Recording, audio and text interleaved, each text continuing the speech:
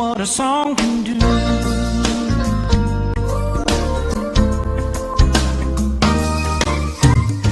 I'm sitting here with what I consider to be one of the most talented guys on the planet, and as a producer, as a keyboard player, there's not many records that have come out of Nashville without his name on it. He is in a league all of his own. As a producer, he has taught me so much, and more than all of that, one of my best friends in the whole wide world, Dirk Johnson. Dirk, how long have we known each other? It's been, I don't even want to think about it sometimes. Yeah, I don't know if I want to go into dates, but almost 25 years, I think, now. Yeah, wow. It's getting close. I was recording a record with my brothers and my sister. We had a family group, and we came to Nashville, and Dirk was one of the first people in Nashville that I met, and we've been friends ever since. Yeah, it's been an awesome friendship, and well, he says all these nice things about me. Let me give my 2 cents on that. And all the people that I've worked with in this town, this guy is without a doubt the greatest writer, the greatest singer in this genre of music. There would be few people that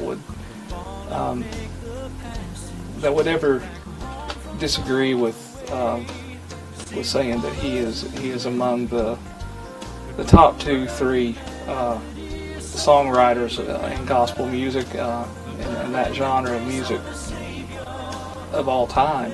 And Give me to show you how you should have read it from what I wrote earlier. Could you? No, I'm just kidding. Please. It would read easier. No, truthfully, man, this guy, I'm so honored to. What a lucky thing that we ran into each other, and in the same way, this is without a doubt probably my best friend in the world, and I'm just so honored to be a part of this project, and I think this one's really going to show some great things. You know what I love about Dirk is being in Nashville, most of the artists that he works with naturally are country artists or gospel artists, and it's real easy for people to hear what you do on a regular basis and think, well, that's all he does. And I have, through the years, I've brought several different styles of music to Dirk and said, this is what I'm hearing, something like this, and no matter what, or no matter how extreme that is, Dirk pulls it off and makes it sound right in the same vein that I'm hearing it as I'm writing the music. And the thing I love about this project, it's kind of all over the board stylistically, because I felt like I needed to include some of the music that's been recorded through the years by popular artists, and then the other half of the CD is brand new it's brand new music that I've written, and so it's kind of across the board. And one of my heroes as well, I've never met him, is David Foster, who has produced a lot of great things out of LA and different areas like that, but and a lot of different other kinds of music. And I call Dirk the David Foster of Nashville, because he can take some of this music and just really throw it in that same world. So one thing that every artist needs to know is that when you start compiling songs for a recording, when you record those songs and you perform those songs out, you have to pay the writer a royalty on all the songs that you do of theirs. And so when I started looking for material for this CD of mine as an artist, I chose to write just about everything on here. And the math just works in my favor that way. But this is really a neat project in that it captures my writing from day one of writing. One of the very first songs that I ever wrote was a song called Do It by the Book.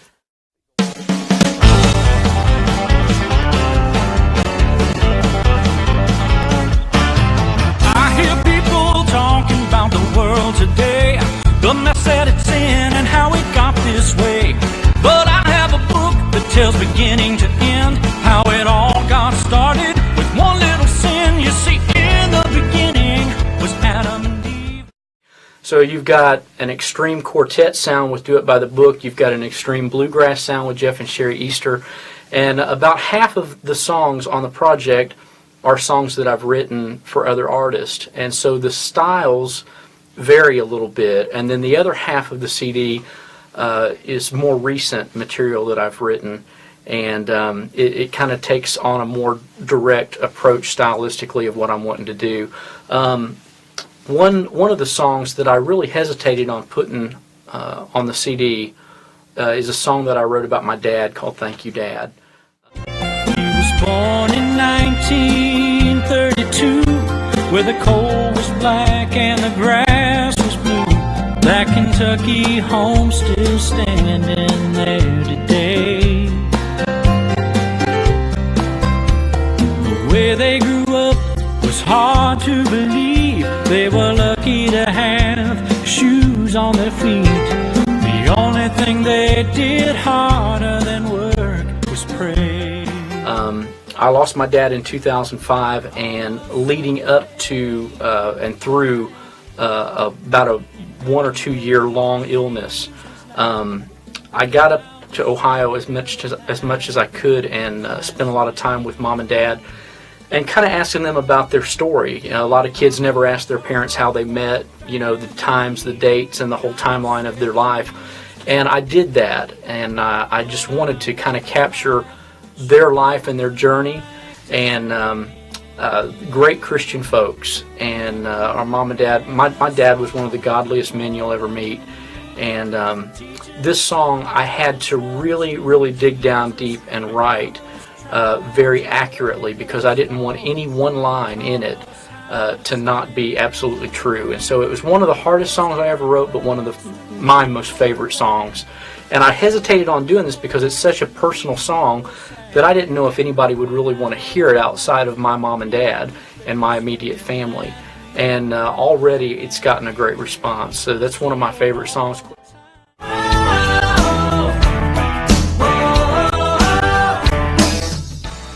Dirk, as a producer, you've taught me so much when I work with other artists, but you and I know this, but most people who will be watching this DVD do not have a clue about the process of recording from a producer's perspective.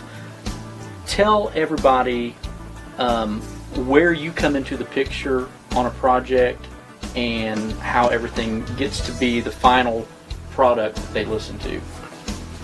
Well, once we get to the past the point of the song selection and knowing what songs we're going to do, then from that point we start looking at styles of the songs and stylistically where we want to go with those, and start thinking about musicians that we want to hire to play on those particular songs. And if you know, for people to cover stylistically where we want to go with those, then there's the booking of the engineer that you want to record the tracking session, booking the studio where we want to cut the tracks, where we cut the tracks at,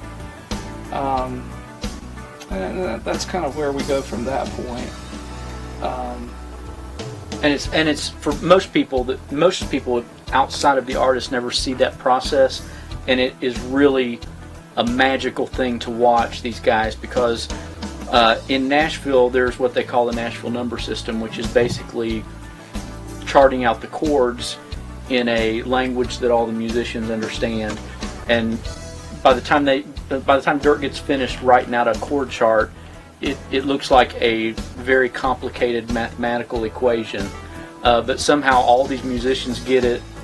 They run through it once, and bam, you've got a song. And it is absolutely magical, because you would think even musicians that don't live in Nashville would listen to the final thing and never guess that these players maybe ran through the song twice before the meat of the track gets to be what it is. It's absolutely incredible. So I think too, as a writer, when you write, a lot of people ask me, do you get the lyrics first or do you get the music first, and what determines what? And I always write both at the same time, because I feel like the message of the song dictates the music aspect of it. It's real easy as Christians to live inside a box and get used to one or two things that we're used to stylistically, and that's what we want to hear. But the title cut on this project is a song called You've Got to Hear This.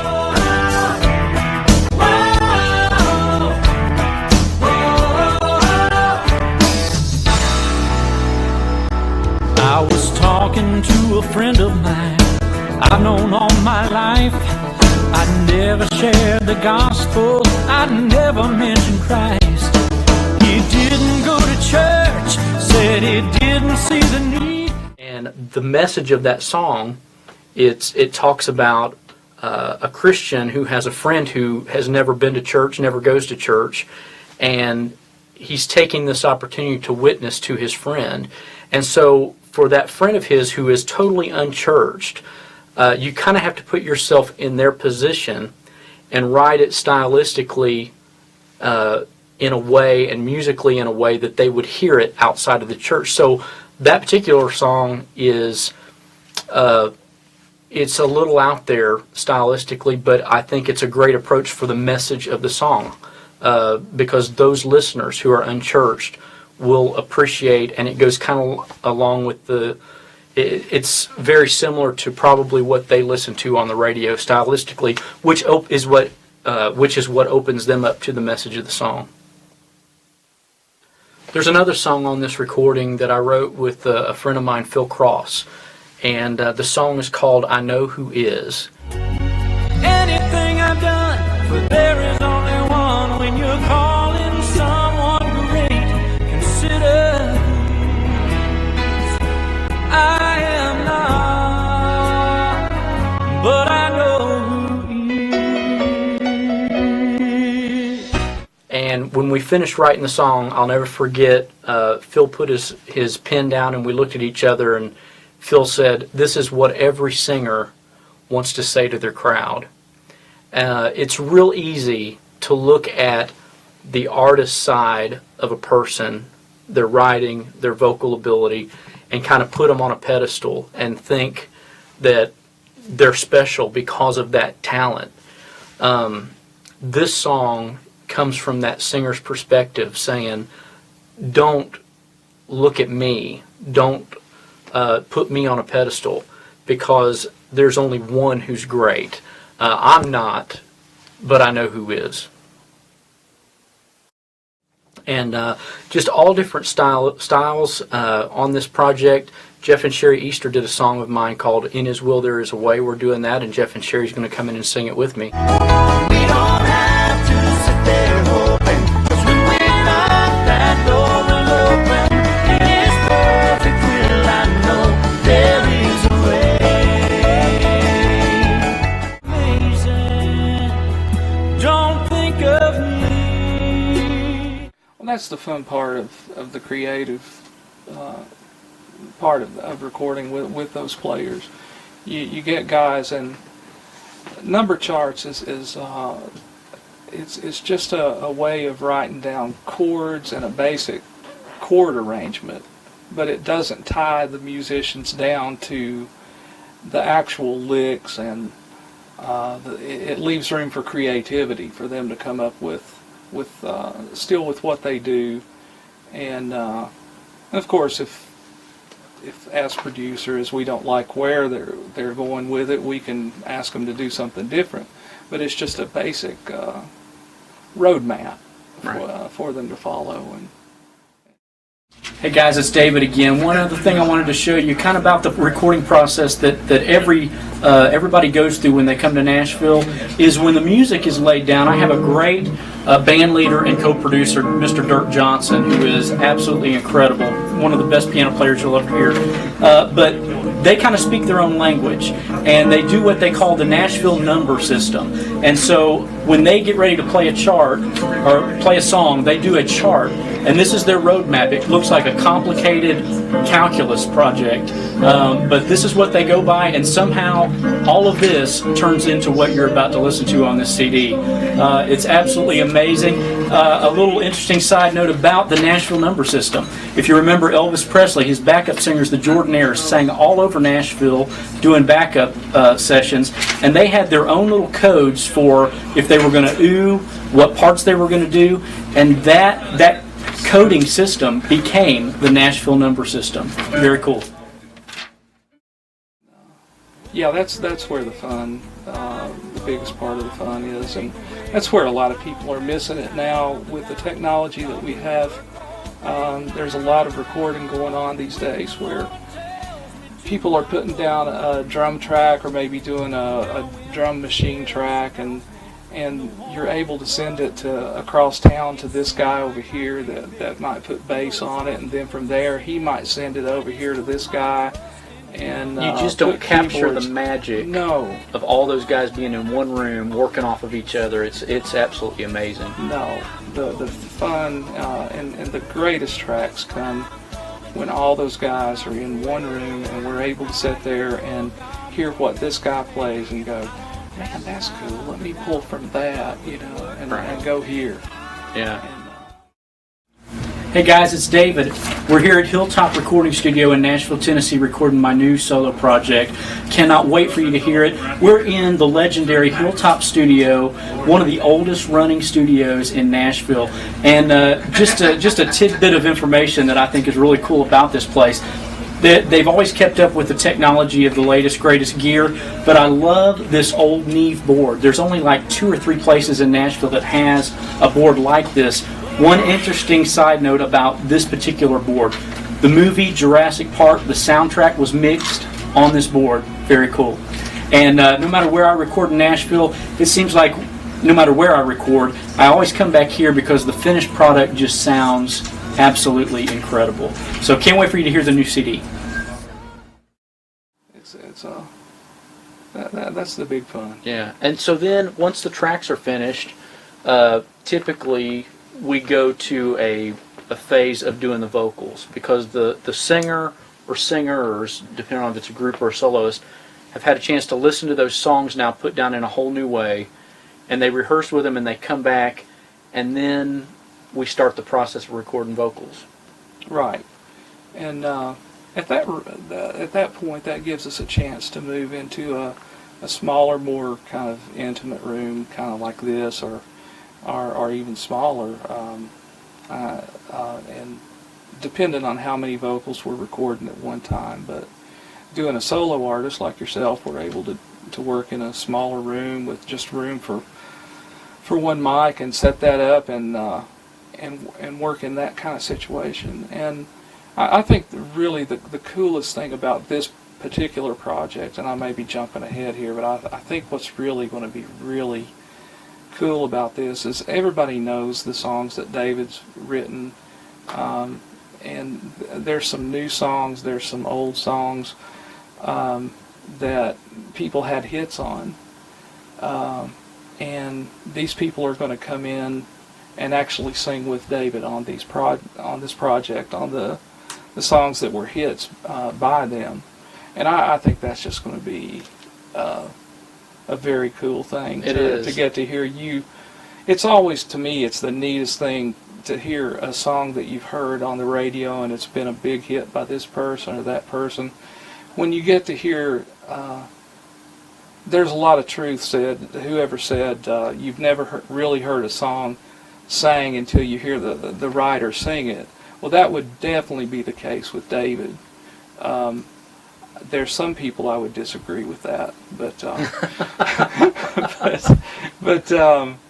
I think it's really going to be cool for people to get to hear you sing the songs that they're familiar with, and the new songs are just exceptional. I'm so excited about this. I'm looking forward to it. I think it's neat too, because some of these guys that recorded my music, Jeff and Sherry Easter, Gold City, these were some of my heroes growing up in gospel music, and now to have them come in and sing the songs with me is an honor. So once we get past, once the vocals are all finished, then it goes to a mixing process where a lot of people just think mixing is getting the volumes, you know, making sure this one's not too loud and this one's not loud enough or whatever. And, you know, in gospel, it's making sure the drums are never too loud. But there's actually a lot more that goes into it than just volume levels and EQing and everything. And most people, to sit through a mix, they're asleep the first 10 minutes of it because it's just, you know, just the kick drum, getting the kick drum to sound right. And then you think of all the elements that go into it. It is absolutely amazing, and I'm telling you, I've worked with a lot of people, and Dirk has got the best ear and the most creative process, and knows what's going to sound best in your car stereo. By the time he does it in this big room, he knows how it's going to sound on your car stereo with speakers this big, and it's absolutely incredible. Well, I certainly hope. I hope you're right with that. You all can be the judge of that.